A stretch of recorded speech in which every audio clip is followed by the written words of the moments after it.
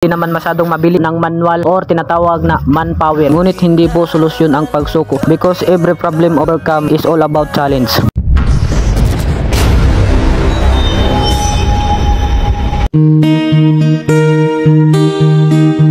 Hello po guys, as you can see naman po, andito po tayo sa palayan kung saan ay sumasideline po tayo ng trabaho para po may pang-allowance tayo. Dalawa po kami dito nagtatrabaho guys. At si Tito naman po ang nasahin sa paggagalab kasi siya yung mabilis maggalab. Ako hindi naman masyadong mabilis. At ang ganitong pamamaraan po ng pag-aani ay manual po ito at hindi po ginagamitan ng teknolohiya. Dahil po ang area na to ay hindi po madaanan ng harvester. Kaya po ginagamitan na lang po ng manual or tinatawag na manpower. Pero sa totoo po guys, ang ganitong trabaho ay sobrang init. Pero kahit ganun pa man ay hindi po natin iniinda. Tuloy pa rin ang laban. Walang bibitaw hanggat nabubuhay. May pag-asa. Dahil naniniwala ako sa kasabihan, nasa tao ang gawa, nasa Diyos ang awa. Kaya guys, wag po natin kalimutan ang manalangin sa may kapal. Asukansin naman po guys, makikita nyo sobrang linaw talaga ng panahon. Kasing linaw ng mga paningin ko sa'yo. Joke lang guys. Siyempre dito guys ay tinutuloy po natin kung ano yung tinatrabaho natin. At siyempre guys, tapusin nyo po ang video ito para makikita nyo kung ano talaga ang ginagawa kapag nag-aani na ng palay. Lalo na kapag manual. Asukansin naman guys, sobrang layo ko na sa camera. Pero tinutuloy ko pa rin yun para makikita nyo talaga ang mga teknik sa mga ganitong trabaho. Lalo na po sa mga hindi nakaranas ng mga ganitong trabaho. Kung makikita nyo guys, dito ay binubuhat ko na po yung mga palay para po malagay doon sa lagayan at sa amin pa matracer na. Siyempre dahil napanood mo ang video ito, kung isa ka rin sa maraming problema ang dumarating, ngunit hindi po solusyon ang pagsuko because every problem overcome is all about challenge.